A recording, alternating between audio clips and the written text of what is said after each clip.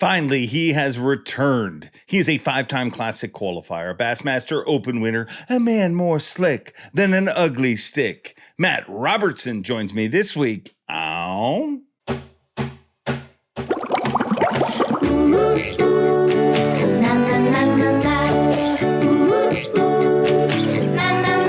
I'm Bob Cobb from the Bassmaster. Welcome to Mercer. Yep, we're doing this. It's going to happen again. Welcome one, welcome all, friends, family, freeloaders, fishing freaks, and of course you, my humpers. Happy hump day to all of you, and welcome into the Awkwardly Honest Fishing Podcast that goes by my last name, which is Mercer. This is the 238th edition of the Mercer Podcast, and I hope wherever you're watching or listening from, that life is treating you well. We're going to have a fun show here this week. It's always a fun show with this week's guest. You never know what direction it's going to go. A conversation with Matt Robertson is like an emotional roller coaster. We laugh, we cry, we go all sorts of different directions. And really, that's kind of the approach of this show. I mean, from day one, I've always told you guys, the only thing you can be guaranteed on this show is a real conversation with real friends. I don't spend a lot of time planning on what we're going to talk about. We just go wherever it goes. And sometimes topics are obvious. Sometimes we go in directions that I never imagined we'd go. That definitely happens a few times here this week. But I think what the one thing this show can offer is just real conversations with real friends. And when that happens, it goes a lot of places. And my son actually pointed out to me after we recorded this, he said, there's a bit of a pattern where I will record a podcast with somebody and then he'll see me texting them or talking to them and being like, so are you cool with us putting out that podcast? You said a few things, which I didn't realize that was a pattern until my son pointed it out. He's good at noticing things like that. And I take that as a compliment because it means that guys are relaxed and free enough to be themselves. And hopefully that's what you get to see through this show. That being said, we go a lot of places in this episode. And the hardest working person in this episode is my wife. Well, because she puts the beeps in over the bad words, and she put a lot of beeps in this show. So there's your warning. Most of them are covered. If we miss something, I apologize. But thank you, Matt, and thank you to all the guests trusting this show and trusting me to be yourself on camera. I think it's a very rewarding and real conversation. But speaking of this show, I'm forever asking you guys to like, comment, subscribe, do all those things that help stroke the algorithm and keep the grow going. Well, I want that this week, but I want just a little more. If you enjoy this podcast week after week, if you are a humper and a proud humper, get over to Best on Tour, bestontour.net, I believe it is. I'll put a link down below in the description and in the comments so you can do that, because this show, the show you're listening to right now, is up for Best Podcast. And we would win a beautiful 3D modeled medallion that I could proudly hang over there somewhere. And it would just, well, it would be something I could throw back at the guidance counselors who told me that I'd never amount to anything. I could be like, yeah, well, maybe I didn't, but we did win Best on Tour, Best Podcast in 2025. But that's all up to you guys because it is a vote. I don't know if it's like a daily vote or if it's a one-time vote, but I'm not a proud man. Try to vote multiple times. We'll take it any way we can get it. I'll put a link down below, and I would appreciate your support. And hey, the support of any of your family. Tell them if they're willing to sign up, they got an email address, go vote for Mercer. We appreciate it. Feels really awkward to ask for votes, to be honest. I would not be a very good politician because I'm not good at this part. I don't like asking for votes. I also don't like asking guests to come on, but some guests are just really easy to ask because no matter what's going on in their life, they always have something to talk about. And that is the case with this week's show. Matt Robertson is in my opinion, a gift to our sport. He is always entertaining. You never know what direction it's going to go. And it's always, here's the one thing I'll tell you. Every time I talk to him, there's like a famous quote out there that says, people will forget what you said. People will forget what you did, but they'll never forget how you made them feel. And Matt Robertson just makes me smile, makes me happy. And I think he will with you as well. So buckle up and get ready for just a little while inside the brain that is Matt Robertson as we join him on this week's guest. And this wasn't very smooth. I mean, still vote for us, but the lead into this hasn't been smooth. So I'll stop moving the hole that makes the words, and I will welcome our guest right now. A man more slick than an ugly stick. One Matthew Robertson. It's been a freaking while, Matt Robertson. The people have asked. You're back. Yeah, I'm back with my whitey tidies on, actually. Well, I'm glad. I wasn't going to ask what underwear you were wearing, but I'm glad that you are. Well, I thought you was going to, so I'd get it out of the way. Yeah, yeah. Where are you at? I'm in North Carolina at my wife's place. So you're not at home? No, I'm not at home. Or is that where you're like? Why are you there? Like, are you living there? Or what is? You're a bit of a vagabond. We're kind of backwards and forwards. We're going to leave for Kentucky on Thursday, and we'll be back at the trailer, and then be there for a week, and we'll come back for Thanksgiving. You know, just be bopping around. I like fishing out here this time of year. It's pretty fun on Lake Norman and stuff. So yeah. You got nice wood paneling there, though. You only stay in places with wood paneling. Yeah, pretty much. I mean, I won't live in a place unless it's got wood paneling. And let me hit the intercom button. Hey, bring me a Sprite. Let's see if that works. How big a place is this to have intercoms? I mean, I don't know, 1,200 square foot, I'm gonna guess. Hey, listen, they were high tech. They didn't even need them cups with the string on it. They had the real stuff. It's before people invented yelling. Now people yell, but hey, intercoms are nice. Probably played music back in the day. Oh yeah, I guarantee you. Yeah, they got radio on there and everything. I think got the AM for sure. Yeah.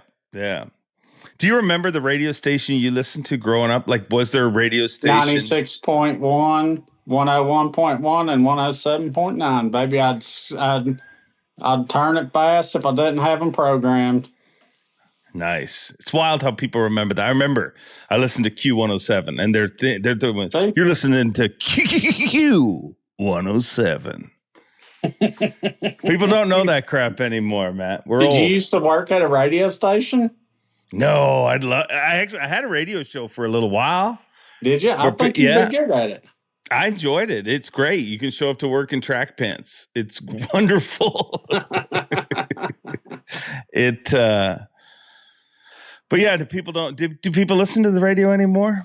The only radio I listen to is on YouTube, and that's where they always call the person to see why they didn't go on the second date with the person before, because it's always a good crazy story. Gosh, there's that dude I follow on Instagram that is it no, it's not Pat. It's oh God, I gotta find this. He just breaks bad news. Have you ever seen this? He just you hire him and he just calls people up and breaks bad news. John breaks bad news. I mean, he just calls people up and is Ivan there? Listen, serious. Are you kidding me? Calling 3 times in a row at 9 o'clock at night? No, he is not here. And don't. Hey, shut up! Shut the up! Oh, whoa! I'm sorry. I just picked the first video. He doesn't always get so bad. Oh boy, let's do it different. Sounds like I'm good for that job. Hello, Lexi. Hello? Hi, Lexi. Yeah. Hi, this is John from John Breaks Bad News. I have some bad news from Cody and Shelby for you. You need to put the 2-legged vacuum down. It's out of hand. Put a scarf on that and put the vacuum back in the closet or put a sperm collecting device. I don't even. I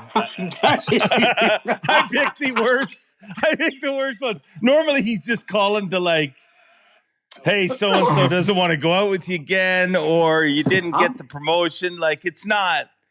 I picked bad ones. Get me a new job and start doing that job. I feel like I'd be pretty good at it. Just from first, impressions. Yeah, no, I think you'd be great. Hey, this is Matt from Matt Also Breaks Bad News. Hey, shut the.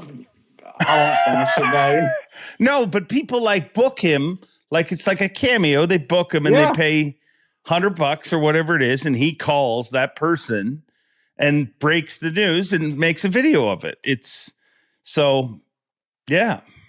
I might have to do that. Hey, speaking of cameos, I'm on Cameo. I haven't got one yet, but I am on there. Just got on there. So you can get you on Cameo. How much does it cost? It ain't very much. How much does it cost, Tony? Use the intercom. I think it's $20. Honey, how much does it cost? Well, that's horrible that it's $20. I was thinking of getting on Cameo, but I'm not going to do it if I'm cheap. You're $20. I mean, you're undercutting the market. You're a businessman, though. What about the you were turning your house into an Airbnb? I never say that word right for some reason. Airbnb? Yeah, okay. That's close enough. Yeah, but you can go start staying there in February after it's winter. I figure it wasn't too many people book it till February anyway, and that's whenever we pretty much get the season started. I won't be there, and that's when everybody will start coming. So, yeah. Stay at your house. Come sleep in my bed. You and your old lady can get in my bed. You can do whatever you want in my bed. Don't care. I'll wash the sheets.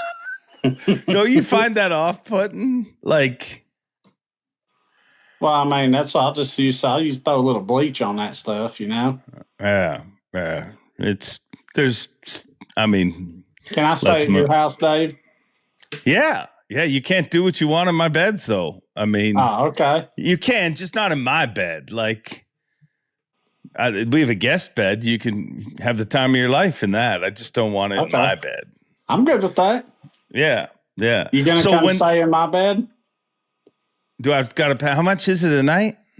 I don't know. I'll let you stay there for free. Okay.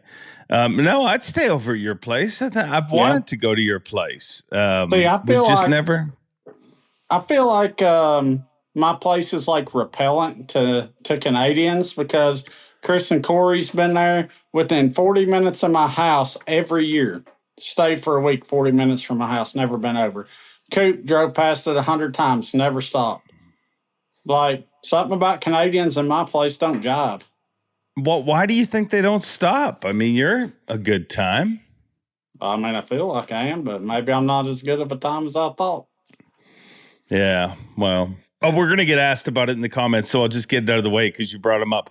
What happened to the Derby Boys? I mean, anytime anybody that's related to the Derby Boys comes on the podcast, we get a lot of questions. Well, and it's the most successful failed project ever.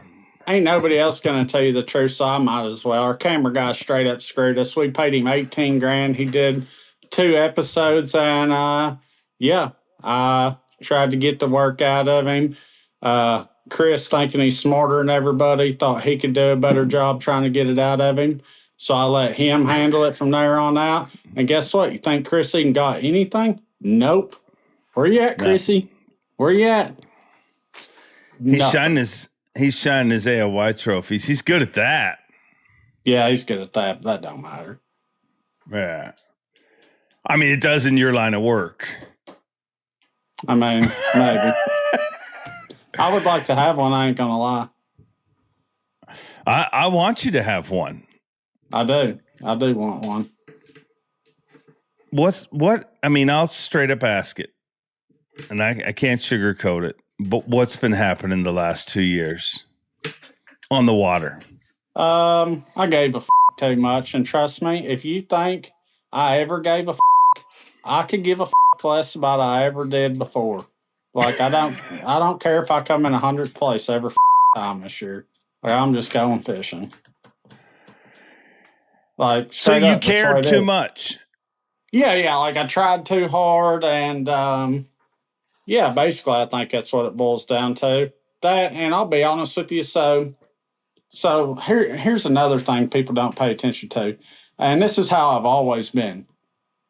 Even if you go back to like before I fished the Elite Series, 5, 6, 7, 8 years, the whole time. Listen, either I do really good, like top 10. All right, top 10, maybe top 20. Or I do really bad. All right. Before the past 2 years, all right, let's go 2 years ago. The first 5 did like shit. The last 4, top 10 them all. Except for maybe one. I can't remember. But you top 10 to all of them? I know I had 2 or 3 of them top 10. The last 4, that was 2 years ago. But I was so bad. I did so bad in the first 5. Or the first 5 that didn't matter. But last year we just sucked. Do you feel pressure going into this year? Don't care. Zero pressure. But how can you? I mean, I care. I want you on the Elite Series. I mean, but for success in this sport, do you have to not care? Yeah, you have to not care. You got to be able to go out there and not care enough. You gotta not care how you care how you finish, but you got to not care while you're out there. You got to go out there and not care to be able to be free and fish free, you know? Because if you care and you're stressed out and you got this pressure on your chest, well, I mean, the only way you're going to get rid of it's with the Xanax, and I ain't got no pile of them, so I might as well not give a right? But I feel like I feel like I should contact John Breaks Bad News and get him to call you and be like, Matt, you should care. I don't care. It ain't happening. Like I'm telling you. Like, I'm just going fishing this year. All right. Well, don't ask me no questions you don't really want the answers to, because I'll shoot you straight up. But you care. You just care so much that you're going to make yourself not care, right? I don't know about that. Well, how could you not care, dude? I'm going out there. I'm just going out there and going fishing this year. Like, we'll let the cards fall where they do and analyze it after the season's over. Okay. But you care. Okay, let's just play fantasy here. Okay. We're 12 months from now. We're back on the podcast. How do you want your season to have gone? Oh, I want to have a good season. Yeah. I mean, I want to have a good season and be able to make $40,000.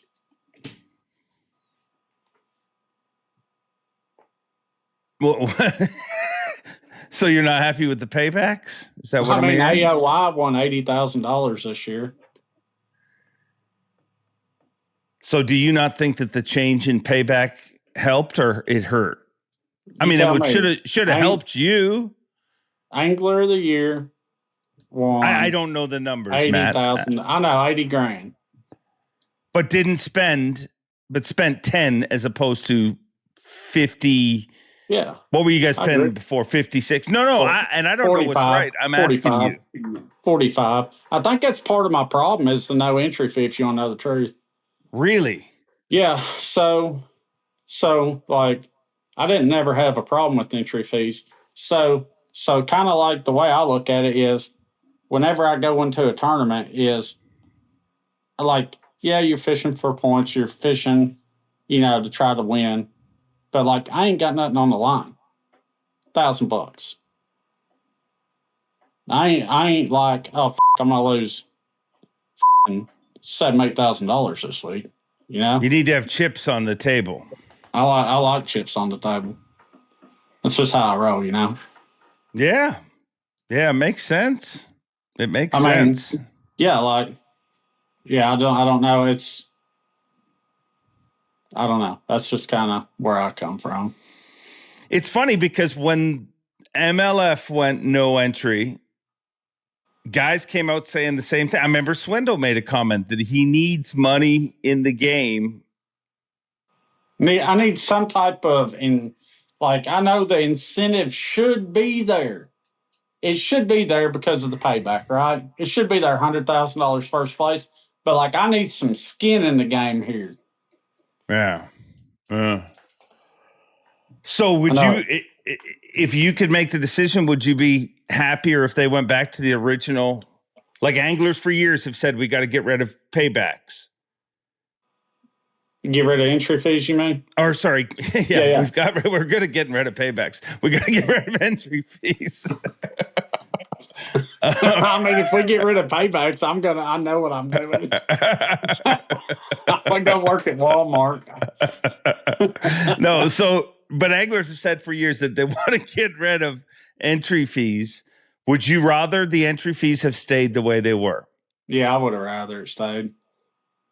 Even if I'd have lost my ass last year, Yeah. I don't know. What do you think the majority of the anglers feel?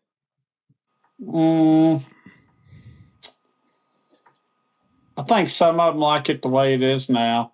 So listen, the majority of anglers ain't getting enough money in sponsorships to pay for the entry fees plus expenses. So I think a lot of them like it now. The ones who can't market themselves, So, but I think you could do $2,000, $2,500, throw a little bit more in there, But they ain't gonna change nothing, so it don't matter. It's all good. We'll go fish the way it is. Okay. So you've been busy this off season having babies. Well, I mean, you had that at the tail end of the season. I mean, that poor girl had to wait while you continued to stay. I mean, in the tournament when we were on Lake St. Clair. Yeah. Yeah. Do you remember me telling the crowd that they need to stick a plug in her? Do you remember the response I got? I looked out and every woman out there in the audience just thought I was the devil. They thought I was the worst human being ever. I was like, oh God, that joke didn't go over well. Some of them don't. Worked. Hey, all you women, it worked. She waited.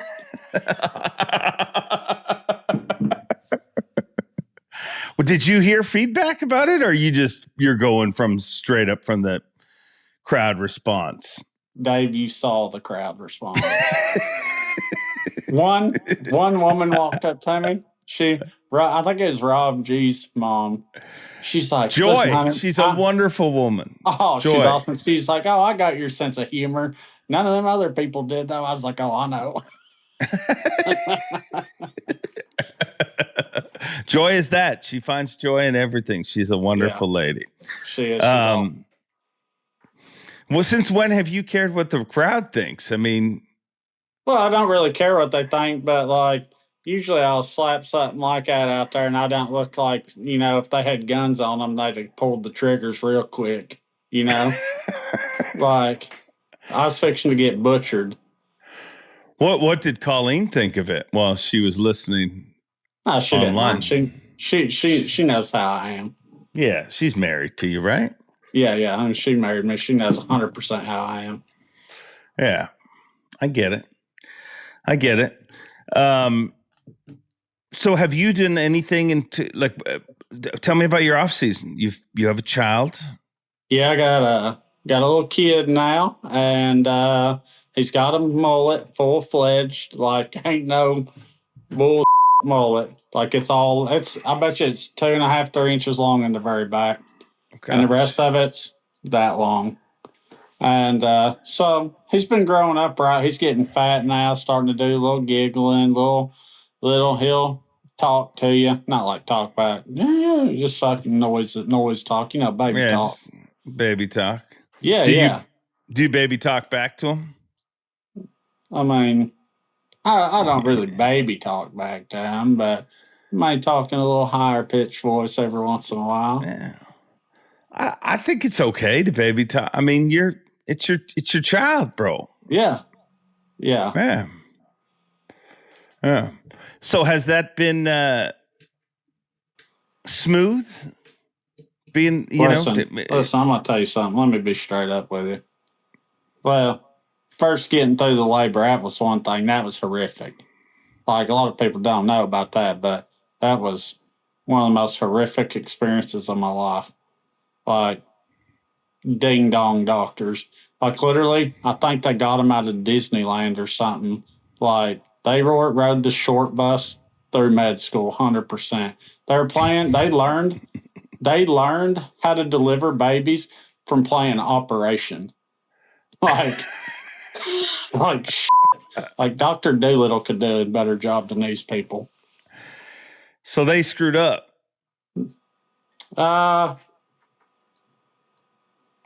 Someone did, yeah. Yeah. Yeah. 44-hour labor. 46, Gosh. something like that. We was in there a long time. But we got through that. That was all right. And then, first 6 weeks, he was up a lot every couple hours, 3 hours. But now he's sleeping good. Like, he's sleeping 6, 7 hours a night, 7. Like, I think he might have slept till 5 o'clock this morning. I'm down with that. Yeah. But listen, the only reason he sleeps that good is because I'm good with let me tell you something. I'm like a gunslinger with that pacifier. Okay? You can just call me Billy the Kid. I'll be laying there asleep and the crib's on my side about a foot from the bed. And I hear, and I'm like, bam, I don't miss either, son. Just jam that thing in his mouth. Yeah, dude, I'm telling you, I do not mess with that pacifier. Yeah. Yeah. Well, that's nice. Good he's sleeping. Yeah. So you're in that part of the world because you enjoy the fishing this time of year. How much are you fishing in your off season? I was fishing Kentucky Lake a little bit, and then we came out here. I would like to be fishing a little more, but I got a couple little side projects I've been working on doing that, and working the whole off season deal bull crap. And yeah. Why is it bull crap? Well, it's a rigmarole trying to work some sponsor deals out, trying to make sure that, you don't piss them off too bad. Because I have a tendency to piss people off every once in a while. But rekindle some relationships. Yeah. You haven't pissed off anyone recently, have you? No, not recently. Not Okay. recently. Good. I've been working on my little side business, that Picture Me 3D deal. Yeah, that's pretty cool. Yeah. You have a lot of side hustles. I mean, when I first met you, your only side hustle was you sold On-'em hats. And now I feel like that's the side hustle I forget about now because you have so many different things you do. I know, dude. This picture thing's going to be the biggest thing I've ever done. It'll be big. We're not just doing fish. We're doing everything. You want to see a badass one? I got it right here on top. Oh, please. Yeah. Yeah, all right, please. Check this out. This is a baseball one, okay, Dave? Check this out. Whoa. Off the table, off of it, 3-dimensionally. Oh, it's super cool. Yeah, it's cool, ain't it? Yeah. So you're getting into the baseball world and football and whatever else, I guess. So, we were just doing fish, but we're fixing to release it. It's going to be, I don't care what it is. The only thing we ain't really put enough time into is deer. Like, we can do it, but it takes so much time to make them. I don't care if it's your pet, a car. Oh, yeah. Your wife. I don't care what it is. We will make it.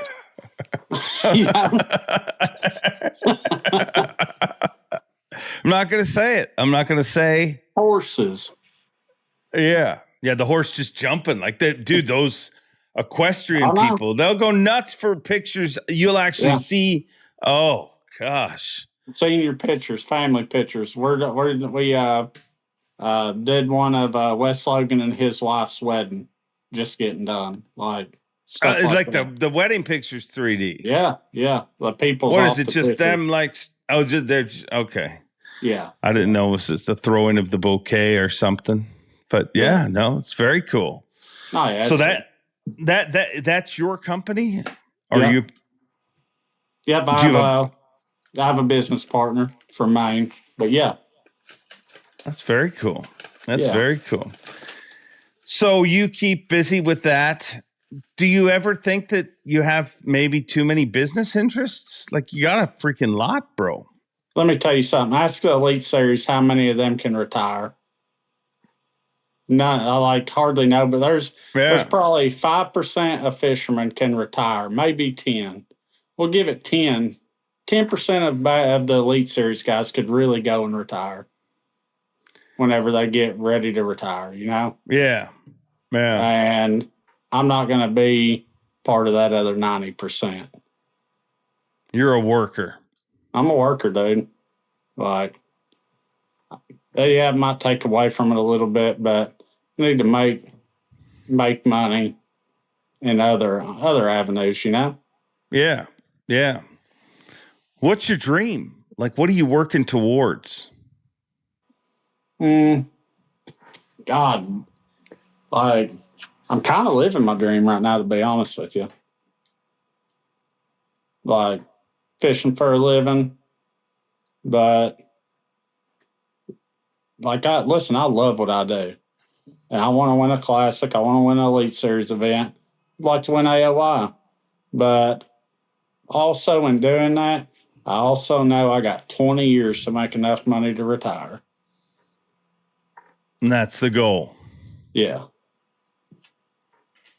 And by then I probably, whatever. I know it ain't real fired up, interesting, but yeah, whenever you turn 40, you start thinking about that dumb shit. Yeah. Well, what does retirement for you look like? If you actually retired, where do you live? What is your day to day? You want to know what I want to do? Yes. You want to know what I want to do? I'm asking. I want to be making enough money or have enough money that I can go fish whatever the hell I want, whenever I want, and not have to worry about work. If I want to go fish those big bass splash tournaments, those big fish tournaments, go do some shit like that, whenever I get older.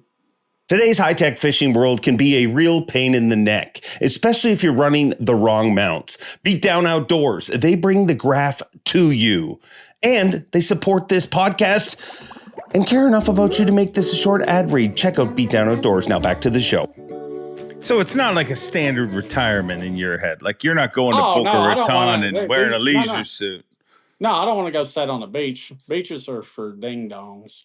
Like, yeah, I want to go do shit. Beaches are for ding-dongs. Gotcha. Yeah, if your goal is to go sit on a beach every day, you need a new goal. I want to have money, Dave. That's good money to have. I'm pretty good at already saying, F you, I want to have the money too. Yeah, you've been very good at it. All right, well, make that happen. Yeah, I'm trying. I got you. What makes you personally, and I don't want to hear, like, I know you love spending time with your family and stuff like that, but what simple thing makes you the happiest? The simplest thing? No, like, what it doesn't have to be simple, but what thing on earth just makes you happy? Like, if I had to say to you, your job this afternoon is just to be happy, to make yourself happy. You don't have to worry about your wife. You don't have to worry about the kids, nothing like that, because of course you love spending time with them. Working at the trailer. Working at the trailer makes you happy? Working at my house. Really? Yeah. Yeah, like so probably about 3 or 4 weeks ago, I was at the trailer with my buddy Willie. He built those cases with the fur coats in it. Oh, it's beautiful. Like, I used to do manual labor every day, and I miss doing manual labor, so I enjoy it now. And I had a high tensile fence around my pond, and I went out there with my neighbor's tractor, pulled 75 posts and all this shit. Like, I enjoyed that. I know it sounds butt-ass backwards, but I enjoy doing some manual labor. Yeah, yeah. Well, there's something rewarding that comes from that at the end of the day. I mean, even if you're just moving brush or burning brush, you're like, hey, at the beginning of the day, it was this. I think there's something in people that is rewarding to. You can't even explain it. You're just like, yeah, well, I did something. I made it. It started as this, and now it's this. Yeah. Yeah, I like working. And then I like sitting. I got these rocking lounge chairs. Like sitting. I got me a front porch now on the trailer, and now I like rocking on my front porch. Is the front porch really a you showed me your plans? Is it really a pontoon boat? The back deck is really a pontoon back deck. It's badass. It really is like it. Explain it to me. So listen, the back door. You walk out the back door of the trailer, and it's literally level. You walk onto the pontoon boat. You walk onto the deck of the pontoon boat, and we got a granite tabletop, and we got us a it looks like a tiki hut, umbrella, and well, I did have an autumn flag out there, but the damn winds out there they rock out there sometimes, and so I had to take the flag down, and I really want a hot tub coming off the pontoon. Oh, Like I really want that. yeah. How cool is that for real? Yeah, you could just jump right off the pontoon into the hot tub. The hot tub. That's what I want. Dare to dream. That is awesome. And this all comes with the rental property. Yeah, I mean, you get to go hang out and do whatever. I want to get the hot tub though. I ain't got it, but them things ain't cheap. I figure if I get a blow up one, guaranteed somebody puts a hole in it. Yeah, you can't do that. You can't do. It's only $400 though. Yeah, but I mean, how much are you going to charge to rent it? I don't know. I was thinking I was going to do like $150 a night. My buddy told me I need to charge more. I'd say. I mean, it's not a lot you can get for $150. You're going to get a trailer that has a freaking pontoon boat on the back. Yeah, I mean, and a concrete driveway. Golly, you ought to see that thing. Got to pay for that concrete driveway somehow or another, you know? Are you still paying for it? No. It's paid for. You're good. You're even. Yeah. Okay, good. But, so you just want to be at home working? I mean, yeah, that's why I just don't get to do it. Like even in the off season, I'm on the road a lot, you know? Yeah. My hobby is being at home now. It's funny how things change. Yeah. It's wild. It's wild. I mean, you got to be somewhat the same way. You don't enjoy being at home? Oh, I love being at home. Yeah, no,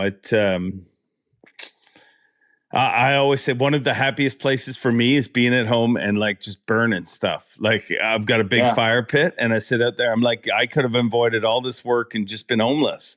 Just stood around a can warming my hands. Because that's one of the spots where I'm happiest.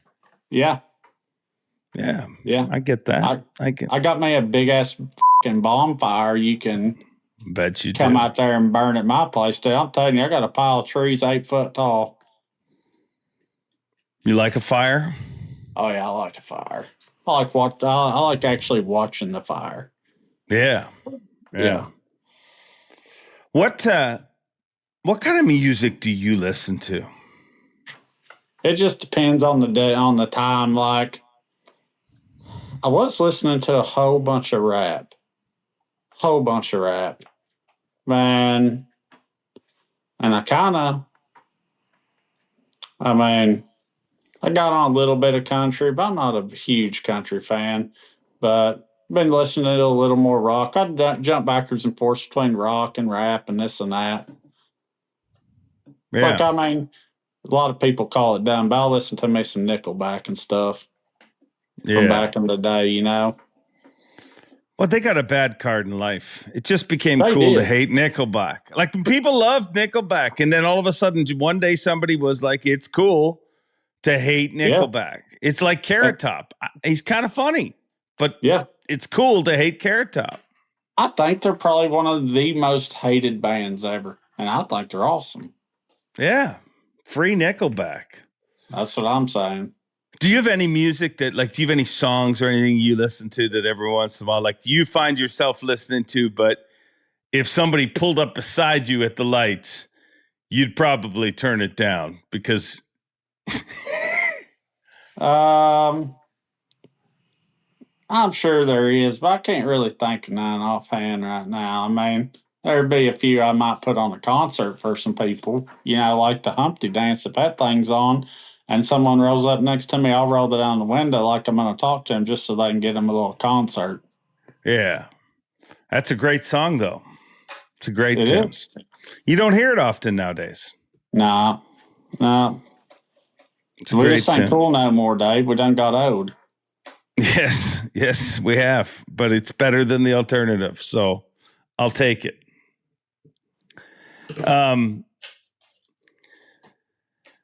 What is your biggest pet peeve? God almighty, pet peeve. I guess being honest. I don't know. But a pet peeve is like with something that bothers you. Like I hate. Like here's one of mine. like this you is hate- what I I hate. hate- Like say you're on a highway and you know the lane is ending, Yeah. and then you get these people who like will run all the way. Like if we all just merged over in a The uniform people way, in the we'd be left fine. But lane the dude that goes slow. all the way up, oh, those sons of Dude, let me tell you something. I'm on the road as much as anybody. I need a machine gun built on the top of my truck and a button. And they need to just go ahead and ride everybody up pardon. And who has one of those? And whenever I'm in the left lane flying and one of those people are there, engage. Get them out of the way. I need the front of my truck built like a train so I can push them out of the way. heck yeah. Yeah, no. That's and I'll tell you, in Canada, that's worse, I find. Like you drive in the US, people will pull over a lot, but it's like the same truckers cross and they just sit beside it. It drives you crazy. Whenever I went to Chris and Corey's this year, I was up there driving, I crossed the border. Next thing you know, I'm seeing these kilometer signs per hour, and I'm calling everybody trying to get my damn truck swapped over to the kilometers an hour. So I was in miles per hour, and I didn't. It's not like the old, dials where it said kilometers anywhere. I didn't know how fast I was going. Y'all drive so slow up there. What is with a 4-lane highway and a 50-mile-an-hour speed limit? It doesn't have a 50-mile-an-hour speed limit. Come on. 80 kilometers an hour. That's about the same. 100, at least 100K. Oh, dude, that's unreal. Listen, I'm going to tell you, there's a lot of messed up things about the country I live in. I mean, I just got back from Texas, and I find when I get home from Texas, I drive ridiculously fast because you can only drive fast in Texas. Yeah. See? So, yeah, maybe it's slow. I don't know. I don't know. Slow. But hey, I like the food in Canada. What kind of food did you have? I don't know. Chris and Corey took me to this mini shopping mall breakfast place, and I swear I ate one of the best breakfasts I ever had. Some Eggs Benedict stuff is awesome. Oh, yeah. Eggs Benedict is very good. The hollandaise sauce. Yeah. Yeah. Very good. Very good. Any other, like, where'd you go for dinner? I don't know. They kind of skimped out on. Now, Corey's wife fixed dinner one night, and let me tell you something. She can cook a daggone steak. And nice. And they got this deer out back I really wanted to eat, but they wouldn't let me. What, the deer was just a...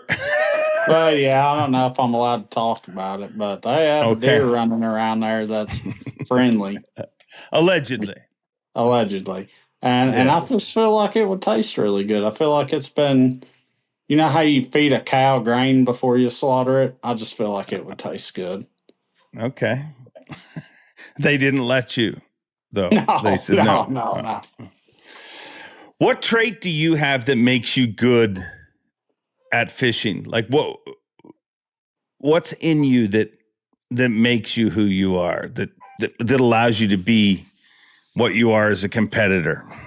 God almighty, Dave, that's a deep question. Yeah, it's where we go on this show. What is in me? Like, what trait is it? Like, are you a good angler because you this or that? Like some people might say, I'm persistent. I'm hard-headed and persistent. I don't give up on it. Like even after 2 years, like they can get it this year. That's a good one to have. You got to be persistent to make it in this sport. Yeah, you. Go ahead. No, you go ahead. Oh, no. People are here to hear you. No, yeah. being persistent. Like, I'd go fish against Tucker Smith tomorrow at Gunnersville. He could get it. Don't care. Go win you $500,000 because I'll empty it afterwards. I hear you. What trait would you wish you had a little more of in this sport? Patience. I'm so impatient. And that's probably the number. Like if you did Family Feud, things you need to be a good angler. Yeah. Survey says it'd probably be the number one answer, patience. Oh, yeah, 100% patience. I fish too fast. Like, I know I fish too fast. But the best to ever do it was the fastest angler, Kevin Van Dam. Is that changing? Do you think that's changing today? Yeah, I think that's one. Like, I've addressed a couple certain issues I got, and that's one of them. Like, used to I pattern fished. Pattern fishing fast, right? And it seems like no matter what tournament, or you can't, I don't know if you could name a tournament where somebody just doesn't go into an area and break it down, just fishing, find an area to fish in versus pattern fishing anymore. You know what I mean? Yeah, there's not a lot of tournaments won on a spot. Yeah, like, and I am a running gunner. I burned some gas, you know? Yeah. So I can hear little man in there hungry. Yeah, Must he be is time hungry. for you to suck on some milk. Is he straight up? Is he feeding from the teat? From the tit? Sure. Well, no, she's pumping. A machine? Yeah, I got her strung up like a old dairy cow in there, son. I'm gonna tell you what. Listen, she was using these one pumps and it was on there, and sometimes she'd get a lot of milk, sometimes she wouldn't. So I looked up like this industrial milk pumper, pretty much like hospital grade stuff, and I went to Target and bought it. And yeah, dude, listen, let me tell you something. She's got a regiment. She has to drink X amount of water, eat so many meals, because you get the water out of whack. Listen, she'll sneak in there and drink a Sprite every once in a while. And I got to get rid of them things because then we ain't got as much milk. Like, listen. If you drink Sprite, you don't make as much milk? Yeah, well, it seems like she drinks Coke, or not a Coke, but she drank a Sprite. And then the next couple times she pumps, she don't get as much milk, so I need her on the water. And then I need her. Yeah, she got to be hydrated. She got to be eating. And because, listen, after he's off this milk, I don't see no reason we can't make a premium off this breast milk. We're going to start selling it. Another side hustle. I don't know what they sell it for, but they can do sell it. You know what I mean? Like, we'll sell it till she runs dry. There'd be some weirdos buying that milk, guaranteed. I promise you. Them gym guys will be plugging at it. Gym guys? Yeah, them bodybuilders really like the guys who work out like the breast milk for some reason. I don't know. Look how it makes a baby grow. God almighty. What do you think it do to a grown man? Is this true? Like, are you just making this up? No. Who told you this? Well, we was out hunting with the boss guys last year, and there's a boy there, 2-time state champ, wrestler from somewhere. His name's White. He was talking about how he loves breast milk. So maybe I don't know if it's a thing. I'm actually looking it up right now. I'm telling you, it's a thing. I'm pretty sure breast milk is what guys who work out drink some. Oh my goodness. AI. Some individuals in the fitness community, often referred to as gym rats, have been buying and drinking breast milk, believing it can help them help them with muscle growth and recovery. However, there is no scientific evidence to support these claims. The experts say that the breast milk is not an effective supplement for adults. In fact, breast milk is lower in protein. It goes into some stuff, but that's a real thing. Yeah, so they're just saying that stuff about there's no scientific data to listen. There's scientific data, people. I got the goods. And it will be available sometime in the near future. Maddie's milk. Oh, yeah. Yeah, every once in a while she'll get 10 ounces a session out of that. I don't know what it goes for a gallon, for like an ounce, but yeah. You, if you had to sponsor one Elite Series Pro to promote Maddie's milk, and it couldn't be you, obviously, who are we getting to drink that milk? Who looks like they'd eat a cookie? Well, I mean, I guess you'd want a bodybuilder to do it. So I guess Caleb Summerall, but I'll be honest with you, Dave. If I'd have to kind of go the other way, because they say to check the milk, like I'll heat it up, because like I'll get some in a bag and I'll put it in a glass of hot water in the sink and have the water running hot to warm it up. So I don't do it in the microwave because I'm a weirdo. And then they always say check the temperature. Well, they said check it by doing it on your wrist right here. Okay?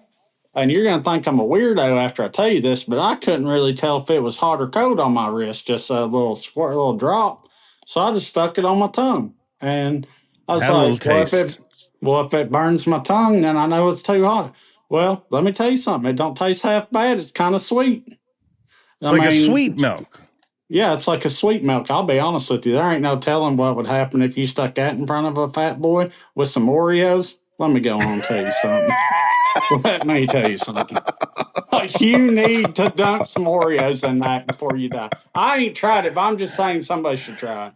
I feel like you've tried it a little bit, though. I promise you I ain't tried it, but I ain't going to say that it shouldn't be done. I think it should be done. Oh, you mean you haven't tried the Oreos, but you definitely tried said milk.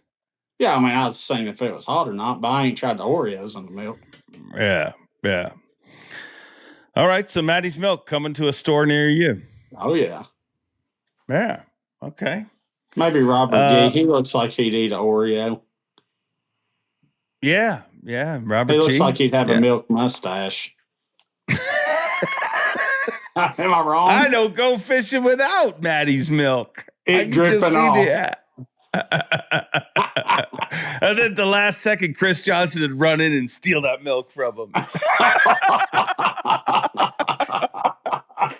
Be a great commercial. That really would be. So what's the plan for 2026? You and Seth rooming together? Yeah, I reckon. The wife may come to some of them. I don't know which one she's gonna come to, but yeah, I'd pondered rooming by myself. I'm gonna kind of, like, me and Seth, we work pretty good together, and so we'll probably room together. But I'm turning the phone off this year. Like, off. Usually, yeah. Like, usually you got some buddies who'll call you and bounce some shit off, Cooper Gallant's never caught a bass in practice his whole life. So I won't be answering Coop's call, and I done told him. I said, we're not ever talking about fishing again. We can talk about anything else. Like, literally, dude's never, like, he caught bass during the tournaments all year, never caught a bass in practice. Love him to death. Mm-hmm. He's one of my best buddies. And, but yeah, look, I'm just going to go do my thing. We'll see where the cards fall this year. Kind of excited about it. Avco not only makes incredible outdoor clothing, but they care about anglers with their 10% pledge. Avco and the Shed family donate at least 10% of the company's profits to conservation and making fishing better. Now back to the show. So do you think people have been lying to you, Matt? No, I don't think that's it. I just, I think, if anything, you got a couple buddies that don't tell you everything, or not that, just not really don't tell you everything, because I wouldn't expect them to tell me everything. But like, I think, say me going to break a lake down, say I'm not catching them for a day, Seth will tell me something or Chris will tell me something, and I might try that and get lingering over there instead of just me doing my thing and figuring it out, you know? Does that make sense? Oh, it does. It does. It's not their fault. It's not their fault. And I just think I just need to go figure it out myself all the way through instead of bouncing it off my buddies. Yeah. Well, you got here by yourself. Exactly. That's kind of Wendell give me a pep talk. Wendell give you a pep talk. Yeah. Did Wendell give you this pep talk when you guys didn't you guys run out of gas like last week or whatever? Yeah, I didn't get the pep talk then. We had plenty of time for it though, daggone ding dong. Like he waits an hour for me, Dave. Waits an hour for me, and we run way up the river. This river we grew up fishing on. He's like, oh, I've been wearing them out. River starts dropping out. I will give him that. The river start dropping out. Do you think we caught like 5 for 8 pounds, which it's okay on the river, but like they've been catching 15 pounds. And yeah, he's like, you might ought to call Easy. That's one of our buddies. See if he'll bring us some gas. And then we start running past the ramp, and I didn't call Easy. I said, you want me to call Easy real quick? He said, we'll be all right. Hold on. How come his name's Easy? I really don't know. Okay. Good answer. I really don't know. I know he has half the fishing stuff that I had in my building, and Wendell has the other half because while they did my concrete driveway, they raided my building. All right. So you didn't call Easy? No, didn't call Easy, and we start heading back, and this sucker's on empty. And I kind of thought Wendell was joking. He's like, oh, God, I didn't feel the boat start shaking then. And it started slowing down, and then after it slowed down, I felt it vibrating. That's like, I know we're 3 miles from the ramp. Maybe 4. And do you think Wendell trolled any on the way back? You think he got up there and trolled? Hell no. I did it all. Made me do all the hard work. So you stood up there with your foot on the trolling motor the whole way back? For 3 miles. Gosh. I know. What'd you guys talk about? There was no pep talk? Were you just straight giving them crap? We were talking about going get Mexican, how hungry we was, because I asked him, I said, you bring any snacks? Nope. Who? You had an hour, dude. You had an hour. Where's the snacks? Where's the Gatorade? Where's the water? Where's my mountain? Where's my dew? It's all at the gas station. Yeah. Yeah. Well, so we was talking about Mexican. Is that one of your favorite foods, Mexican food? I like some Mexican. One of my favorites. Yeah. I ate at a trailer the other day after the Redfish Cup. I stopped at a hotel and there was like a Jack in the Box, but there was like a trailer, and it was clearly Mexican food. It was decorated like such. And I thought, I don't know if I want to eat at a trailer in Houston. And then I walked around said trailer and there was a lineup of everybody who works in the airport. Like this is an airport hotel. And there's a lineup of everyone that works in the airport that's traveling to this trailer. And I was like, this is going to be legit. And really, they didn't lie. It was legit. It was very good. Really? Yeah. If you're ever in the Houston airport, it's right beside the Hampton. Get you some Mexican food. You will not regret it. We found us a good Mexican joint at St. Clair. We went in there and listen, you know how you know it's going to be real good Mexican? Whenever you walk in to a Mexican restaurant, and everybody's sitting in there as Mexicans. Like, they're eating some authentic stuff. Yeah. Oh, yeah. What's your favorite food? Ice cream. God, ice cream's so good. Dude, I don't buy it because that's why I'm fat right now. Because my wife buys all this junk. And listen, you can say, oh, man, you just don't need it. Yeah, well, guess what? Whenever I was skinny, I just didn't buy it. All she has to do is not buy it.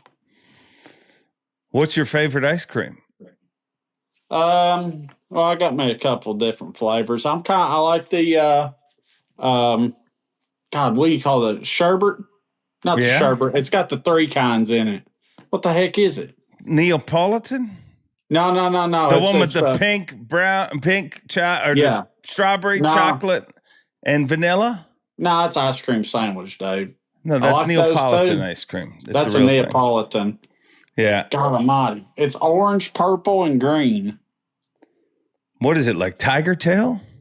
No, God, what kind is it? I can't even remember the kind, but I like that. And I also got this dreamsicle, like a dreamsicle ice cream where it's like the orange and the white and swirled. Oh, man, yeah. Getting on some of that. Yeah. So you like a fruity ice cream? You're not like a chocolate nut man. I'm not a chocolate guy, no, but I'll smash me a cookies and cream. That's my jam. Yeah. Wow. Give me listen, I'm not even talking, go get me what do you call it, a carton? What do you call it, a carton ice cream? Yeah, carton or a tub. Yeah, don't even get the bowl out. I'm eating the whole damn thing. That's better from the tub, isn't it? Yeah, especially whenever it starts melting a little on the sides. I'll lick the hell out of that stuff. I'm telling you. What about mint chocolate chip? You like mint chocolate chip? Heck no, I'm not a mint chocolate chip guy. It's funny. That's a weird ice cream. That's like pineapples on pizza. People you don't hear people be like, yeah, I kind of like mint chocolate chip. They either love it or hate it. Yeah. And just like pineapples on pizza. Do you like pineapples on pizza? Yeah, I do. Ham and pineapple. But I will tell you this about mint chocolate chip. If it's on the ice cream in the fridge, I will stomach through it. Have you ever been too full for ice cream? Is there such a thing? No, I'll let it come out. I'll let it fill my esophagus up. I'll tell you what I did one time. Let me tell you how much I like ice cream. We went and ate Mexican. Me, Seth, Chris, Corey, all of them. We went and ate ice cream. I think Coop was with us. We went and ate Mexican. They didn't tell me we was stopping by the Dairy Queen. Now, I had a little acid reflux, so it was that well partially. But in the Dairy Queen drive-thru, I puked out my Mexican so I could eat the ice cream. You got bulimic just for situational. Yes. Situational bulimicy. I'm going to get me an Oreo Blizzard or a Reese's Blizzard. And I don't want a small. This ain't a brand. Do I look like Brandon Palaniuk? I don't even know what the hell he's doing. I'd eat that little cup. He gets the cut ice cream in 2 bites. Yeah. Well, you do like some ice cream. What event are you looking most forward to this year? I mean, I will tell you, I was really looking forward to Gunnersville scoping. I know we can't scope there now, but I was like, I went and got a little taste of scoping on Gunnersville last year before. I can't remember. Let me tell you something. That was insane. But I know it'll still be good. But I like that. Maybe I've missed you. Are you a scope guy? Are you pro scope? I don't care. Whatever. I can do whatever. I don't care if they're all scope or all no scope. Okay. You know what I mean? But you wanted to scope in that one. Yeah, I mean, just because of how it's fished the last couple years, I will tell you this. If we'd have scoped on Gunnersville, and I'm not a Gunnersville expert, but I don't think I think 10th place would have been over. They'd have gave out 10 century belts. Yeah. 100%. 100%. Yeah, 10 century belts. I don't know if they'll do that now. No, I would bet that they wouldn't. I mean, I just thought it would be cool to see 10 century belts get give out. Because, I mean, that ain't happening. That ain't happened anywhere yet. But it would have happened there. It happened on Fork. They gave out 10 straight century. But they did. Seth got the last one. You're right. Yeah. My bad. Yeah. 2 years in a row they did it. That's like Fork, not Gunnersville. That's true. It's true. We're talking about, I mean, Lake Fork's a freak of nature lake, We're talking about a regular lake here. Yeah. What do you think the greatest lure ever invented is? Like if you had to choose, they said if they gave you the stereotypical, you could pick one lure to fish the rest of your life, what is it? What I want to fish or what I like? Yeah, fish what you want to fishing? fish. No, what you want to fish. I would take like a harness swim bait. That's what I would want to fish. Yeah. Now, if you said, Matt, you got to go fish with this one bait in tournaments for the rest of your life, you're going to give me a minnow.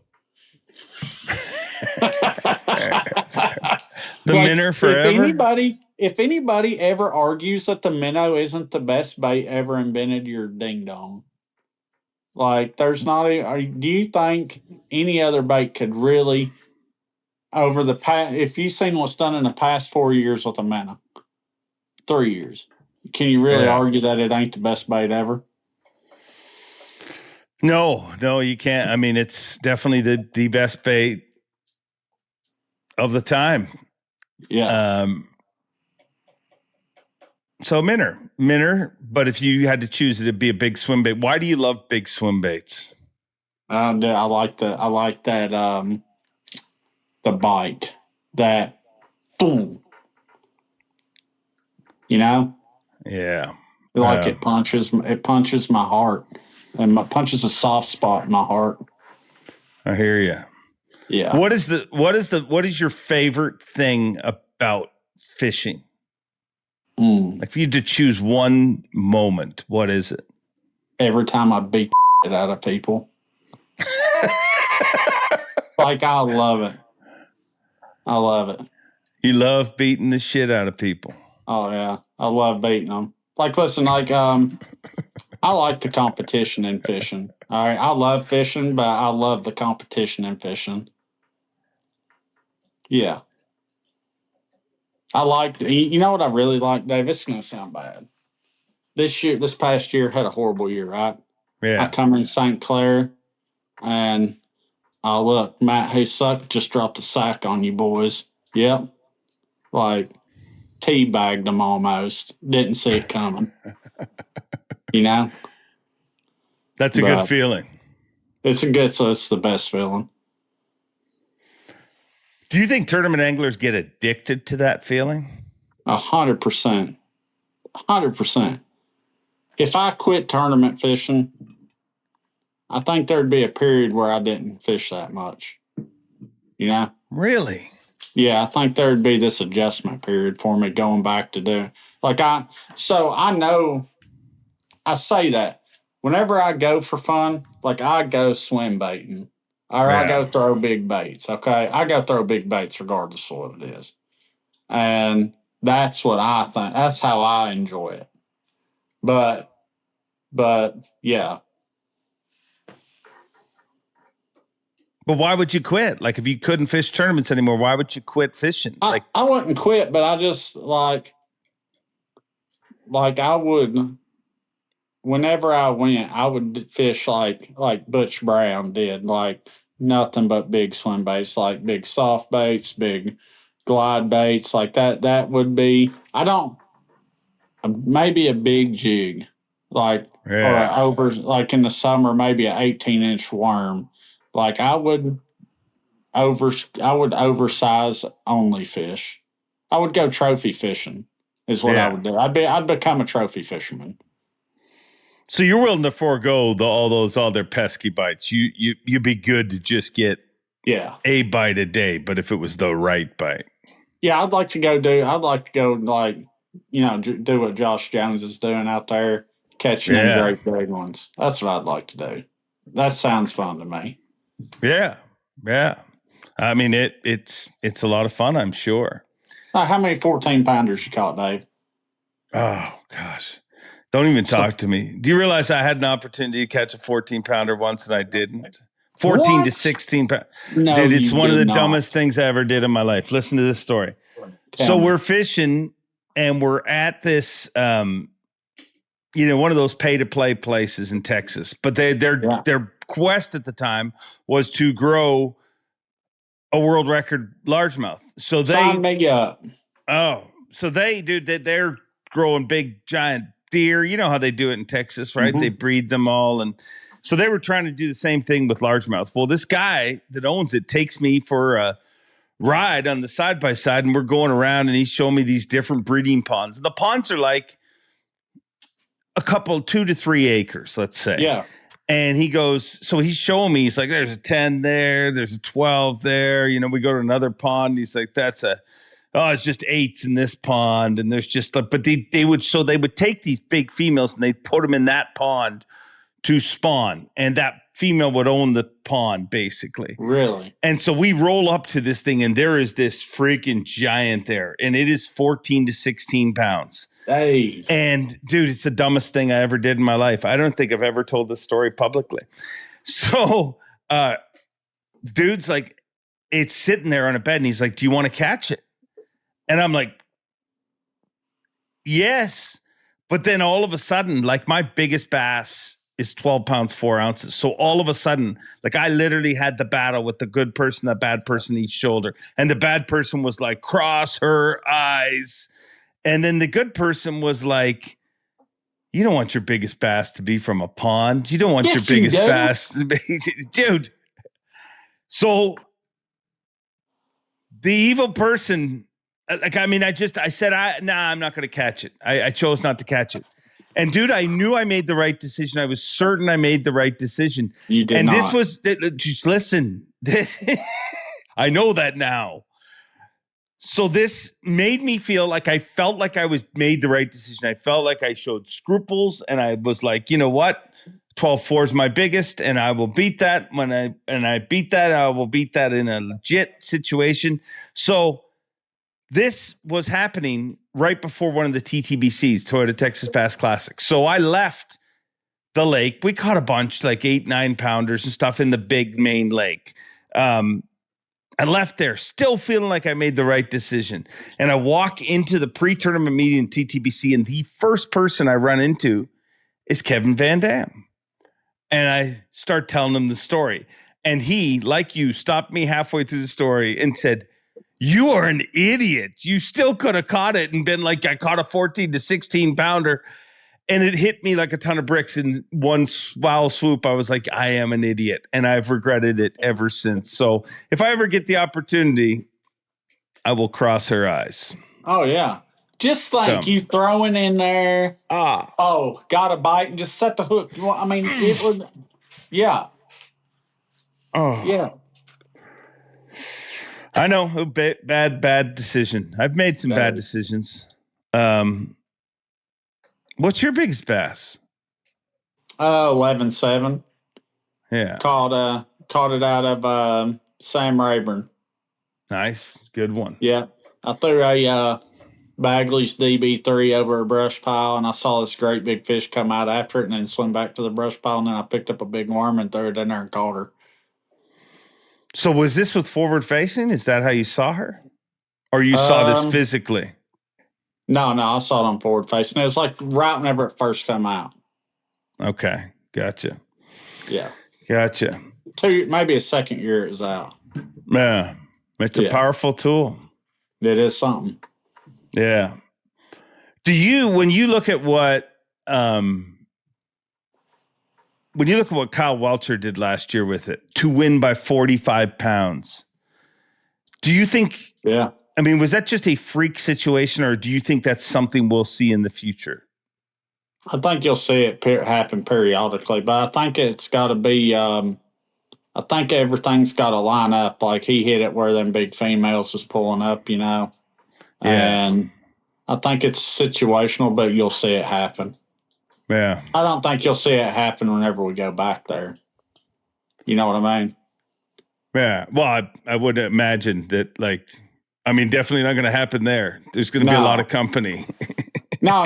Yeah. Like I think you're going to have to hit it around the spawn, and we're going to be there in June. Yeah.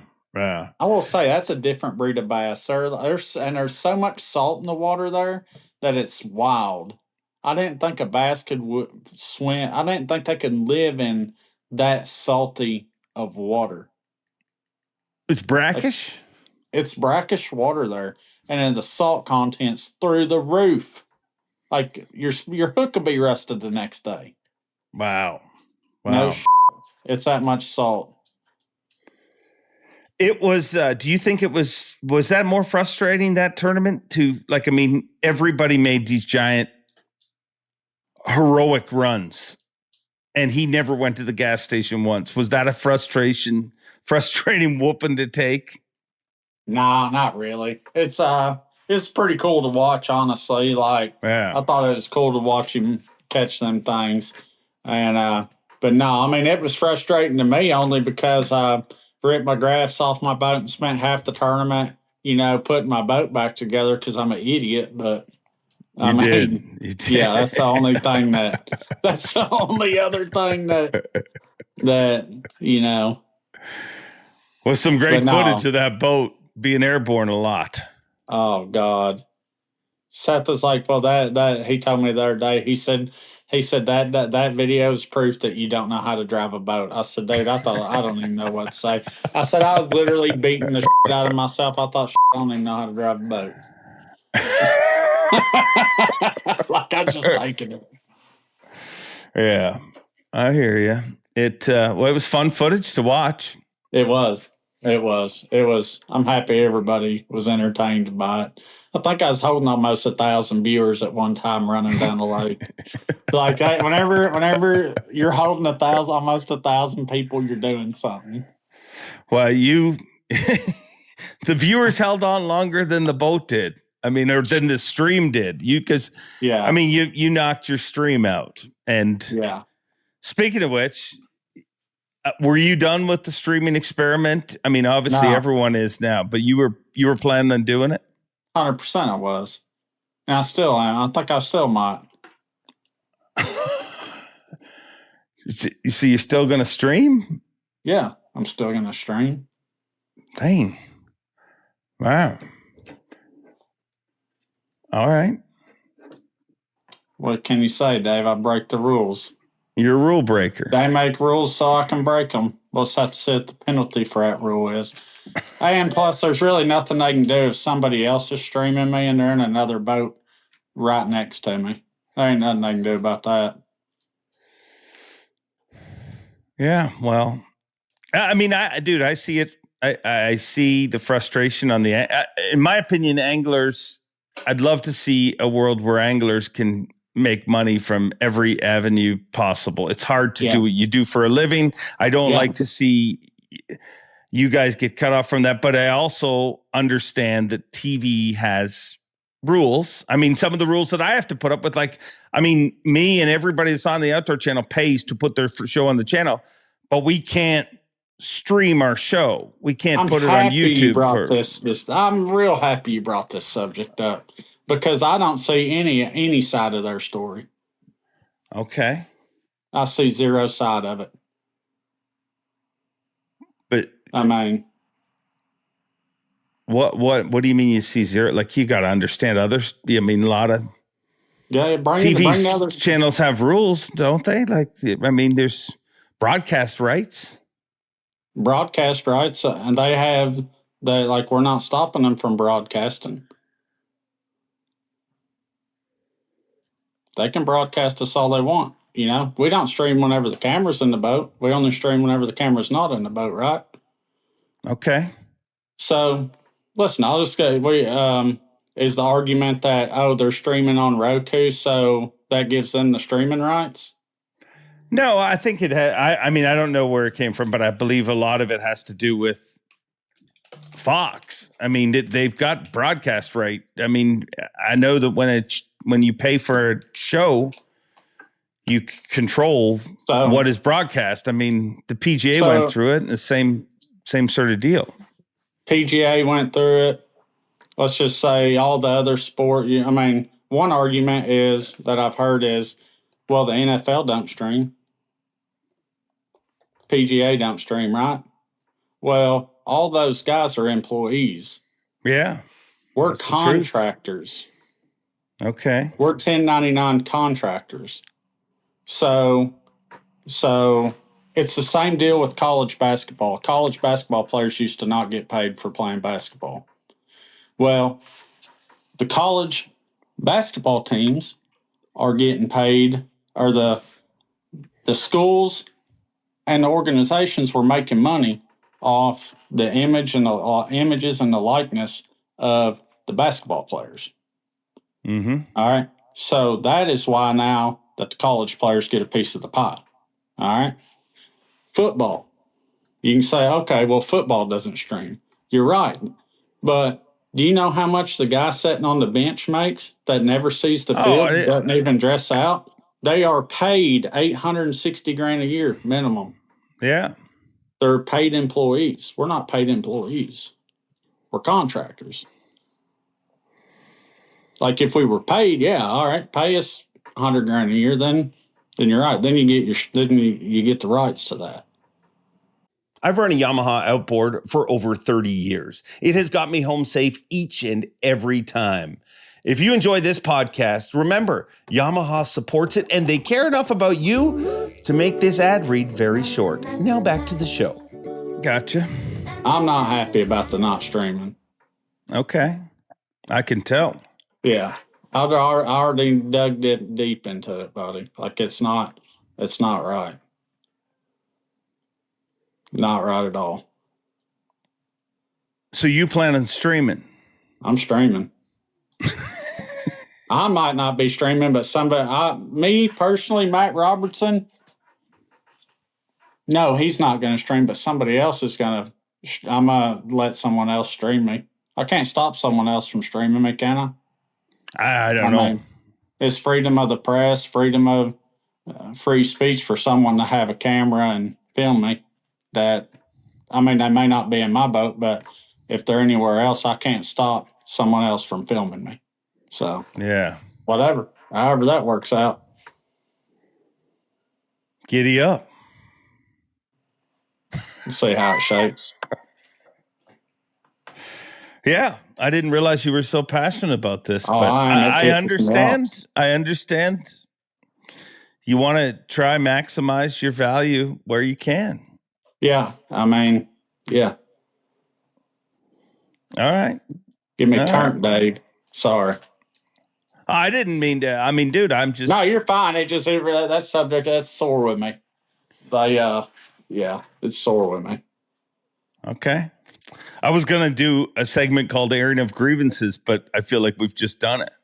Yeah. Airing of Grievances, punched. Stamp it. Hey, dude, like I said, I see it's very difficult to make a living as an angler. Yeah. Yeah, I promise you Philip Johnson ain't getting the paychecks we're getting on the Elite Series. I guarantee it. Well, he's a totally different job. I know you don't even want to comment on that. No, I'll comment on whatever you want. Yeah. I ain't afraid. I wouldn't expect the CFO of a company to get the same paycheck as somebody else. He's a different job. I didn't even know what he makes. I can promise you I've seen the pants and the shoes he wears. He ain't getting a fisherman's pay. Look at his watch next time you're around him. It ain't $20 from Walmart. Well, but if it was that what you'd really want? No. So, I really wouldn't, but I want to be able to maximize what we're able to do. Yeah. You know? But aren't you competing in a tournament where you're agreeing to the rules, and that's part of the rules? Yeah, but just because something's in a document doesn't make it legal. Okay. Isn't that exactly what makes things putting it in a document? Isn't that? No, just because something's in a document doesn't make it legal. All right. Okay, well, I look forward to watching that. Sounds like you're ready to go to battle. I'm ready for it, whatever. Yeah. Do you think there'll be other anglers streaming? 100%. How many people you think are going to stream? I know one other one will. 100%. One more will. The other ones won't. Doesn't want to fall. So you're a trailblazer. Always have been. You know that. Do you not remember me getting blackballed after Oahe? Like, How did you get blackballed? at Oahe? Let's just not even talk about that. I don't even know if I'm allowed to talk about that. You never got blackballed. They just couldn't show your balls on television. That's all. Okay. I mean, that's got to be pretty accepted. No? they didn't show no balls. Show too much. I mean, if you're going to take your drawers off, make sure your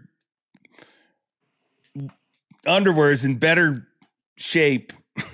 I guess. I didn't think about it. I didn't even know what they looked like on me, Dave. Most things look good on you. Do you know right now you're up for an award? Best on Tour's got an award for the most fashionable angler. Yeah. You're on that. I mean, that's not even a real award just for the fact that there's nobody else fashionable. Joey Fuentes with the cowboy hat on. We'll give him that. He's got style points. Joey Fuentes got some style. I don't know if he's in that category. I think it's you, Brent Ayler, and I'm going off the top of my head, and Mark Daniels Jr. Now, what did Brent Ayler wear? Chucks. He rocks the chucks. Well, you know what? I seen the video of Brent Ayler shooting the other day. I ain't saying nothing about that, dude. But he didn't hit the target, but he still pulled the trigger pretty fast. So. He might beat me on the draw. So you're saying you should win that for sure? Oh, yeah, that's not even a question. All right. I mean, what's Mark Daniels wearing? Did he put him a suit on? I don't know. I mean, MDJ's is a snazzy dresser. You can't even tell me what he wore one time. Clothes. I mean, yeah, he's a showstopper for sure. So if you don't win, Mark Daniels, but he ain't no showstopping dresser. I mean, I think that's who was on the list. I'm almost certain. Yeah. If I'm wrong, I really like him, but he ain't no showstopping dresser. You should win. You should win. Yeah. Okay. All right. Well, hopefully you do. I'm trying to win for best podcast. We'll see how it goes. I think you'll get that. You think Who's I should? on the list? Us, Bass Talk Live, and Bass After Dark. That Bass Talk Live's trash. Hey, come on. I know you and Panger have your issues. It ain't an issue. It's trash. But yeah, he's not Give me for trash. defamation on that one. He's not trash. Come on. He just got married. Yeah. Can we make you and Panger make up now? Sorry to the bride. Why did this show go like this, Matt? It was so good and uplifting. And then in the last 15 minutes, ever since I talked about streaming, you have just... Sorry, Dave. All right. Everybody talks about the negative of the sport. What is the most positive thing happening in professional fishing right now? Probably the youth getting into it like they are. Yeah. You know, it's a lot of people not doing, fishing keeps them out of trouble. And I guess the high school fishing and all that stuff. It's big. Yeah. Yeah. I think that has to be, I mean, dude, when you were in high school, how many other people do you know that even cared about tournament fishing?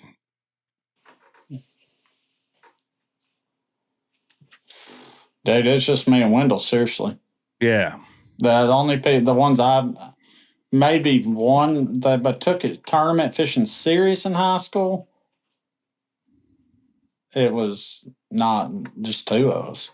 And now you got, 20, 30 people teams. Yeah. I think it's really helped the industry, though. Like, think about the boats and stuff they sell. Grandma's bought 100 little Johnny's boats, Yeah. No, it's great to see people that into the sport. Like I think I think we're also seeing, like, you look at, like, and it's just nonstop. Like, I mean, Tucker Smith and people like that come along, but you look at, like, the Nuts and people like that are on their way up, that you're just like, it's a nonstop stream of really incredible anglers. Does that concern you? No, not a bit. It's good. Not a bit. You want to hear a funny story about a couple of them young kids? Please do. All right. Smith Lake. Last time we was at Smith Lake, I think it was last year. We're at Smith Lake. I'm out practicing. I'm out scoping out here in this area. And this yellow and white jet ski pulls up to me, and they're like, "This is Trey McKinney's spot. You got to leave." And I'm like, "What?" And they're like, "You can't fish here." I'm like, "What?" I say, "All right." And they took off. I'm like, "What the heck?" And they come back and start hollering again. They're like, "We're just messing with you, man." And he's like, "We broke our boat." He's like, "Our boat is literally," they broke it up Saginaw Bay or somewhere. He's like, "Our boat was ruined." And he said, "We wanted to come out here and see y'all, and this is the only thing we could find to bring was a old piece of trash yellow and white jet ski." So fast forward. I said, "That's cool, boss. See ya. Nice meeting you." So fast forward to ICAST this year. And these two boys come up to me, and Dylan and Carter Nutt. And they're like, "You remember at Smith Lake a couple years ago?" I was like, "Was that you guys?"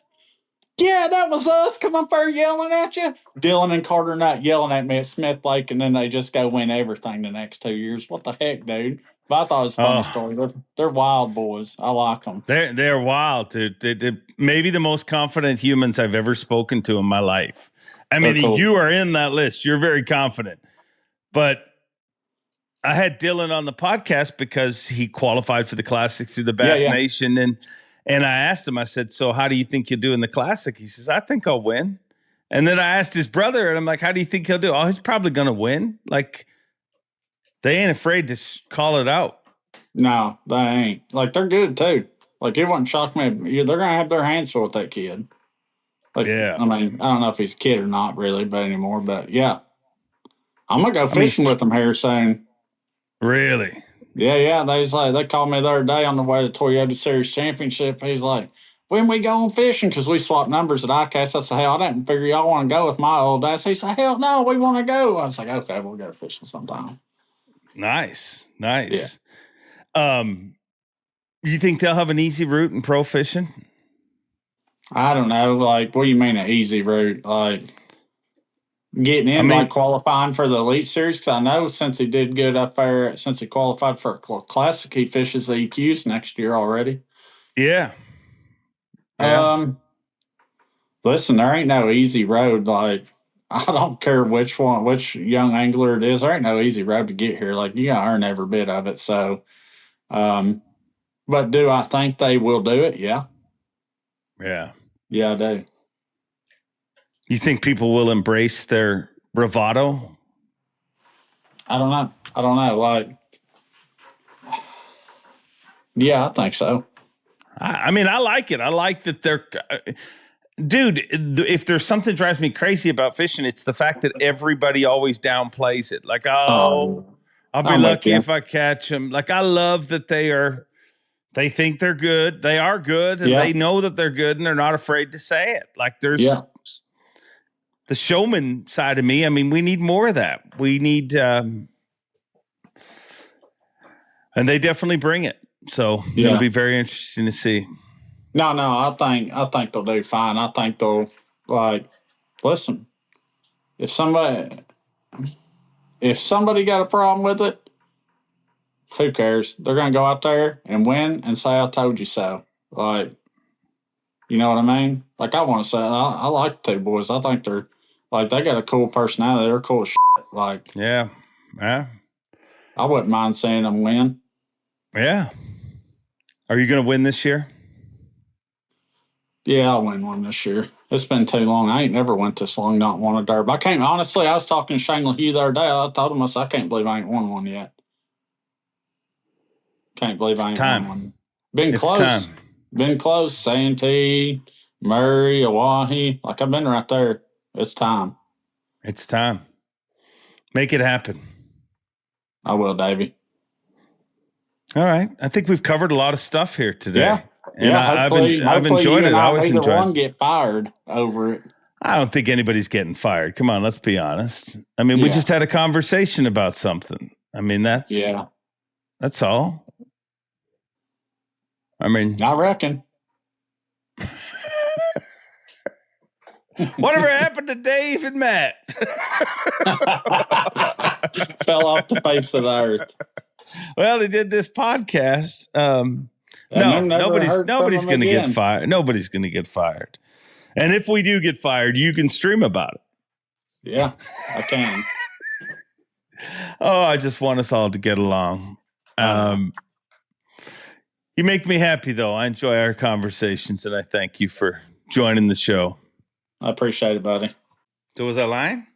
I told you. It goes in a lot of directions. I mean, that's a Matt Robertson conversation, and I thank him for his openness and his honesty, and at least I'm honest. I'm sure when I started teasing it at the beginning, you're like, well, he's just trying to sell us on the podcast. No, it went a lot of places. And like I said, I'm thankful that guests feel as open and feel as comfortable to be as open and honest as they are on this show.